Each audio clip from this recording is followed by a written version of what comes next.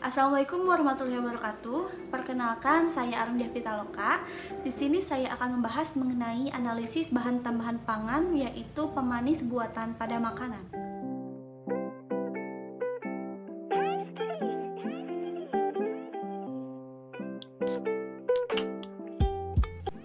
Saat ini banyak sekali makanan dan minuman yang tidak memenuhi persyaratan serta mengandung bahan berbahaya seperti penambahan pemanis buatan, terutama pada makanan yang dijual di pedagang kaki lima.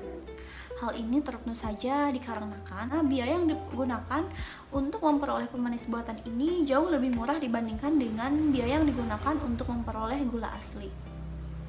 Namun, penambahan pemanis buatan pada makanan ini perlu diwaspadai, karena jika jumlahnya yang berlebihan akan sangat merugikan tubuh serta dapat mempengaruhi fungsi organ-organ dalam tubuh.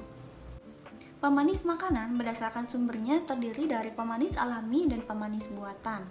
Pemanis alami merupakan bahan pemberi rasa manis yang diperoleh dari bahan-bahan nabati maupun hewani seperti tanaman, buah-buahan, atau madu. Sedangkan pemanis buatan merupakan senyawa hasil sintesis laboratorium yang dapat menyebabkan rasa manis pada makanan. Pemanis buatan sering ditambahkan ke dalam makanan dan minuman sebagai pengganti gula murni karena mempunyai beberapa kelebihan dibandingkan dengan pemanis alami. Selain rasanya yang lebih manis dan harganya lebih murah, pemanis buatan juga membantu mempertajam penerimaan terhadap rasa serta tidak mengandung kalori atau mengandung kalori jauh lebih rendah, sehingga cocok untuk menderita diabetes. Berikut ini contoh beberapa pemanis buatan yang penggunaannya diizinkan di Indonesia menurut Ambatsari pada tahun 2018. Yang pertama ada aspartam. Aspartam mempunyai nama kimia aspartil fenilalanin metil ester yang merupakan pemanis yang digunakan dalam produk-produk minuman ringan. Aspartam berkalori sedang dengan tingkat kemanisan 200 kali lebih manis daripada gula pasir. Aspartam dapat terhidrolisis dan kehilangan rasa manis ketika bereaksi dengan air, sehingga cocok digunakan untuk pemanis yang berkadar air rendah. Yang kedua yaitu sakarin. Sakarin memiliki tingkat kemanisan kurang lebih 300 kali lebih manis dibandingkan gula pasir. Namun, jika penambahan sakarin terlalu banyak, justru akan menimbulkan rasa pahit dan getir. Es krim, gula-gula, es puter, selai, kue kering, dan minuman fermentasi biasanya diberi pemanis sakarin. Dalam setiap kilogram bahan makanan, kadar sakarin yang diperbolehkan adalah 50-300 mg. Sakarin hanya boleh digunakan untuk makanan rendah kalori dengan batas maksimal 0,5 mg per kilogram berat badan per hari. Selanjutnya, siklamat. Siklamat terdapat dalam bentuk kalsium dan natrium siklamat dengan tingkat kemanisan yang dihasilkan kurang lebih 30 kali lebih manis daripada gula pasir. Beberapa negara melarang penggunaan siklamat karena diperkirakan mempunyai efek karsinogenik. Batas maksimum penggunaan siklamat adalah 500-3000 mg per kilogram bahan makanan. Selanjutnya, asesulfam K. Asesulfam K merupakan senyawa asam asetoasetat dan asam sulfamat. Tingkat kemanisan dari asesulfam K adalah 200 kali lebih manis daripada gula pasir. Berdasarkan hasil pengujian laboratorium, asesulfam K merupakan pemanis yang tidak berbahaya. Beberapa kajian memperlihatkan bahwa asesulfam K tidak dapat dicerna, bersifat non-glikemik dan non-karsinogenik.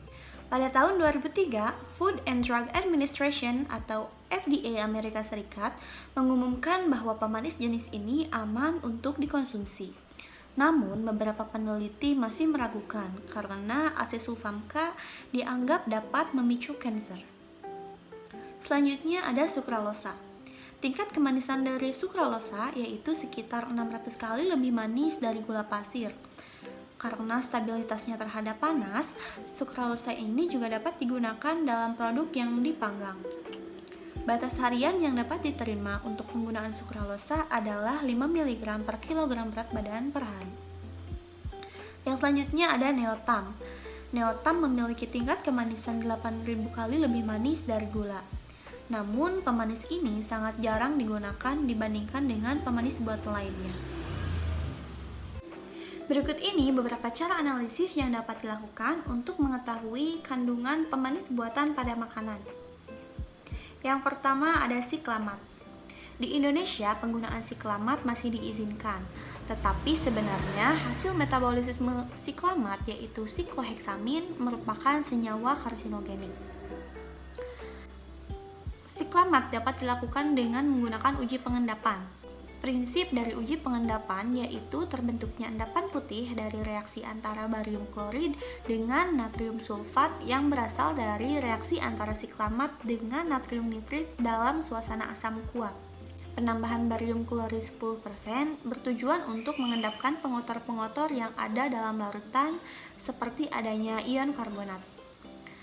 Serta penambahan natrium nitrit 10% berfungsi untuk memutuskan ikatan sulfat dalam siklamat.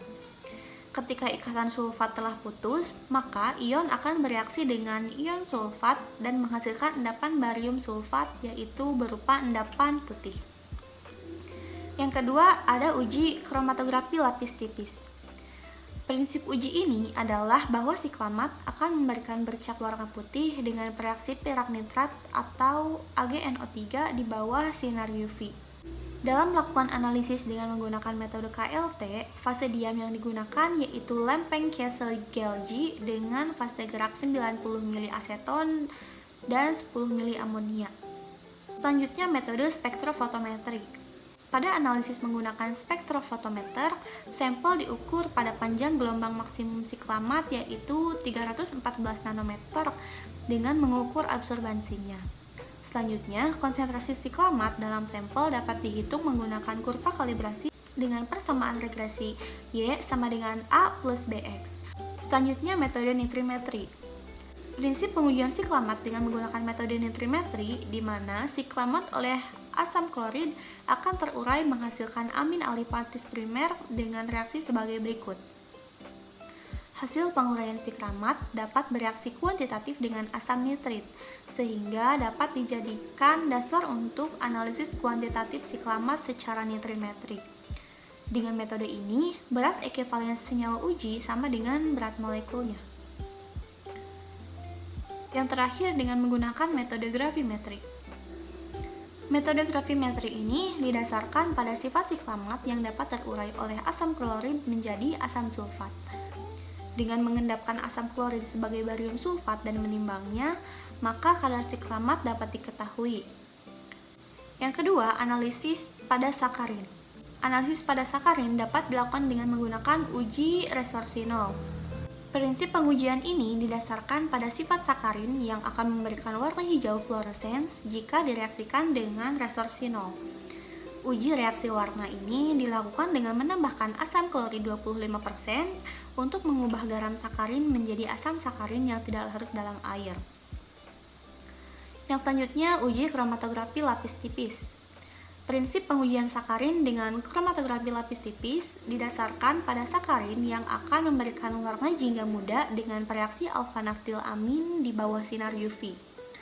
Kemudian, amati bercak yang terbentuk di bawah sinar UV pada panjang gelombang 254 nanometer. Adanya warna ungu pada bercak sampel menunjukkan adanya kandungan sakarin. Yang selanjutnya menggunakan metode alkalimetri. Sakarin bersifat asam sehingga dapat dititrasi langsung dengan menggunakan natrium hidroksida 0,1 N menggunakan indikator fenolftalin. Selanjutnya metode spektrofotometri. Larutan sampel diukur pada panjang gelombang 266 nanometer dengan belangko air. Kemudian hitung kadar sakarin dalam sampel dan kontrol positif menggunakan kurva baku. Yang terakhir, analisis aspartam. Analisis kualitatif untuk aspartam dapat dilakukan dengan menggunakan metode kromatografi lapis tipis menggunakan fase diam silika gel dan fase gerak campuran dari N-butanol, asam asetat glasial, dan air dengan perbandingan 2:1:1. Selanjutnya, lempeng disemprot dengan larutan serum sulfat dan amati bercaknya di bawah sinar ultraviolet dengan panjang gelombang 254 nanometer selama 1 menit. Warna total coklat kemerahan menandakan adanya aspartam pada sampel. Di dalam tubuh, hasil dari metabolisme aspartam akan berubah menjadi formaldehid atau formalin yang kemudian mengalami perubahan menjadi senyawa asam yang bernama asam format yang bersifat karsinogenik. Oleh karena itu, ekskresinya melalui urin dapat merangsang pertumbuhan tumor. Sekian pemaparan mengenai analisis bahan tambahan pangan, yaitu berupa pemanis buatan pada makanan. Semoga bermanfaat. Terima kasih. Wassalamualaikum warahmatullahi wabarakatuh.